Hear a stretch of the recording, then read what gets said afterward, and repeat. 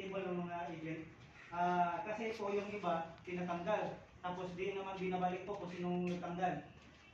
Kaya po, nakikisuyo po ako sa inyo, sir. Kung sino pong gumagawa sa production area, yung mga blusa, sa ulit po.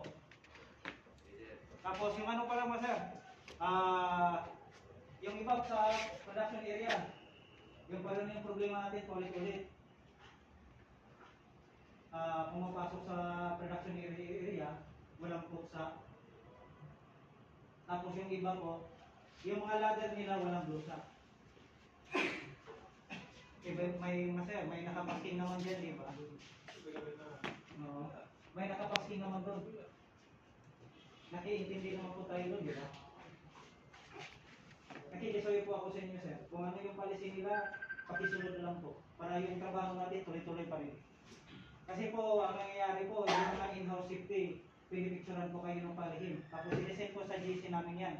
Tapos sino po yung ISO na kataksan sa floor na to? Tapos, sir, nag-iisa po ako. Madami po kayo. Dalawang floor pong hawak ko. Hindi ko kayang bantayan kayo lahat. Tapos yung ano po, umaakyat sa ladder po. Tapos walang body system. Ang allowed po natin na step. Nakikisuyo po ako sa inyo, sir. Ingat po parati. Kasi po yung disgrasya nandyan parati. Wakit po, madisgrasya tayo, umaakyat tayo, nag-iisa lang. Nabalian po tayo, nadisgrasya tayo. Hirap na.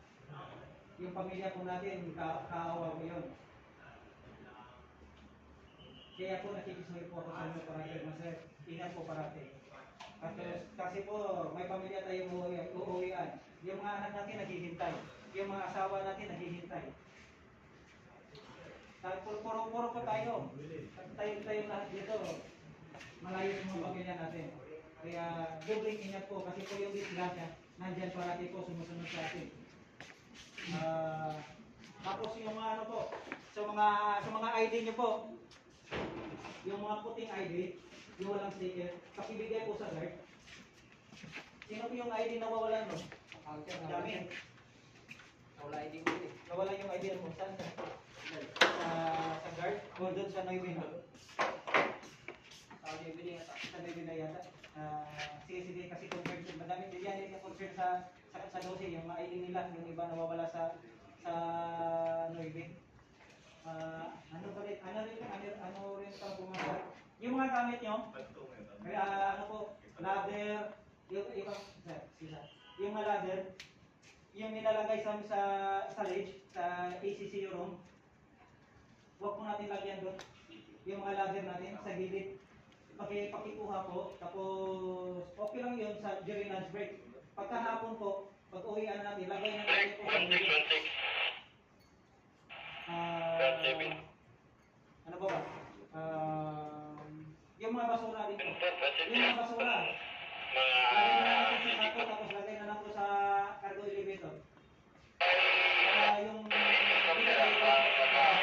Kaya po, sir, nakikisuyo po ako sa inyo. Cooperate po tayo dito. Dahil pag matapos yung project na to, di naman ito achievement. As a worker po. Kayo po nagtatrabaho dito. Kami po ay nagbabantay lang sa kaligtasan nyo.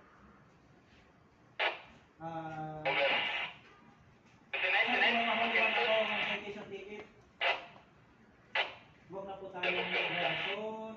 Ano pa yung masagutan natin. Ginagawa ko lang po yung trabaho ko. As a safety officer po.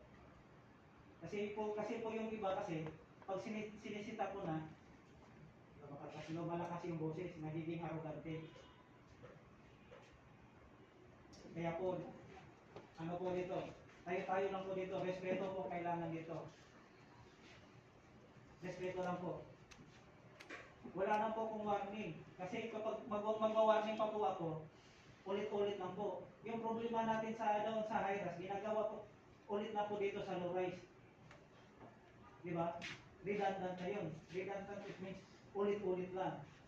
Nakakasawa po yung ulit-ulit po kasi yung mali po natin, parati natin inuulit. Any concern po? Jebab, sir, may concern po ba kayo? Yes sir, may concern ba kayo, sir? Any concern? Jessica, sir, may concern po ba kayo? Kailangan po natin kasi kapag mahirap na po kasi pag natalikod na po yung mga concern nyo. Yung mga concern nyo lumalabas na.